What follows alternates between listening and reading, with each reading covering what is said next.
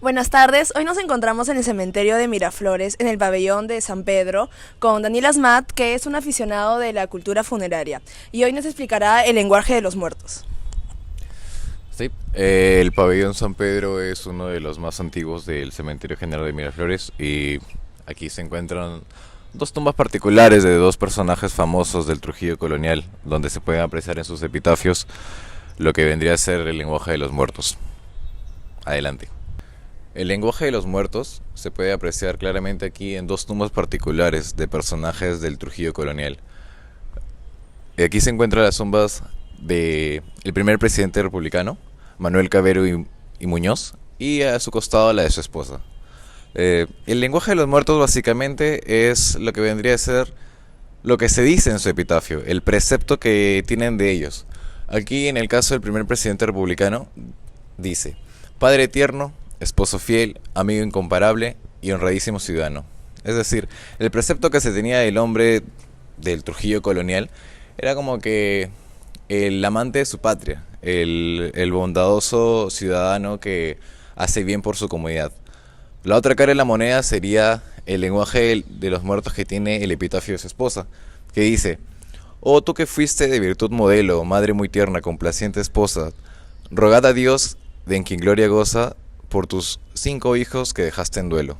Es decir, aquí uno puede darse cuenta de que en el caso de la mujer, el precepto que se tenía era una mujer abnegada, una mujer ama de casa, cuidadora de hijos. Es decir, eso era el concepto que se tenía en la época del Trujillo colonial.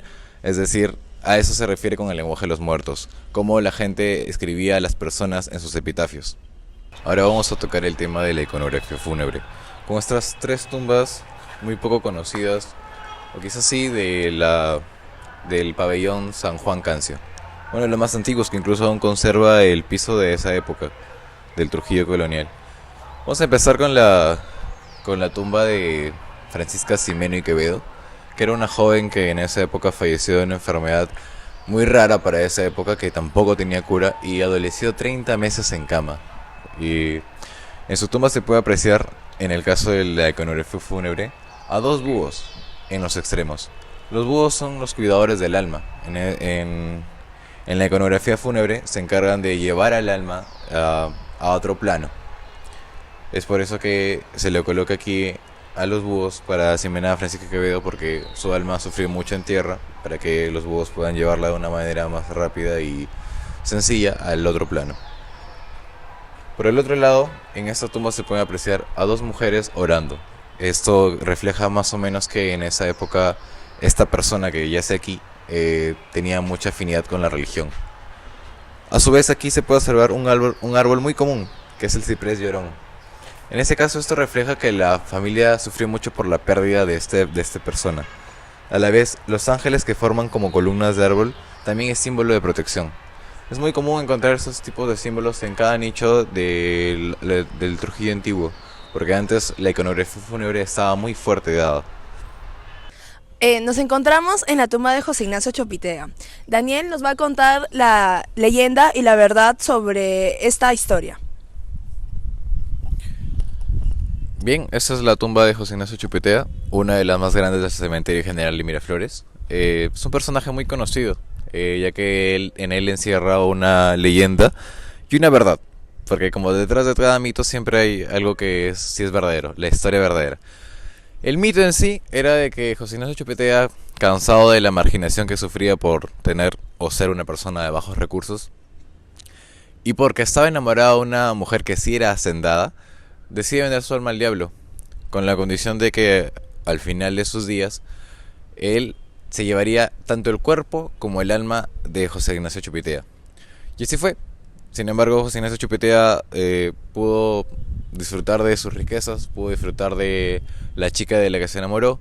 Sin embargo, llegó la hora de pagar y cuenta la leyenda que en su velorio, en esa época estaban acostumbrados a usar velas o velones para los entierros, y una fuerte ráfaga de viento entró y apagó todas las velas del lugar. Cuando las volvieron a encender, se percataron que la tumba había caído y junto a ella se pudo apreciar que estaba llena de piedras. Bien, ahora la verdad detrás del mito de José Ignacio Chupitea. Lo que en realidad pasó es que él sí poseía riquezas, riquezas suficientes para tener una vida sustentable en esa época, puesto que su padre era hacendado de Laredo, y él tenía una vida de granjero, lo cual era suficiente para poder tener riquezas necesarias. A la vez él sí consiguió y encontró el amor. Entonces, lo que pasó en esa época es que la gente le tenía mucha envidia porque a la gente hacendada de Laredo, con la producción que tenían, generaban muchas riquezas para esa época. Entonces, la gente sí creía que él, a base de su prosperidad, había sido que él había suscrito su alma al diablo, lo cual no fue cierto. Otra teoría dice también que fue su familia la que puso las piedras en la tumba, porque no quería que se vele el cuerpo, no querían presentarlo así. Realmente ahora su cuerpo no yace en esta tumba. Hicieron el cambio de cuerpo y lo llevaron a Lima, pero conservaron aquí su nicho, que es un nicho bien hermoso de granizo negro, y a la vez adorna muy bien el Cementerio General de Miraflores, siendo una de las tumbas más grandes que hay. Bueno, gracias Daniel por tu tiempo y esto ha sido todo por el reportaje de hoy día en el cementerio de Miraflores. Gracias.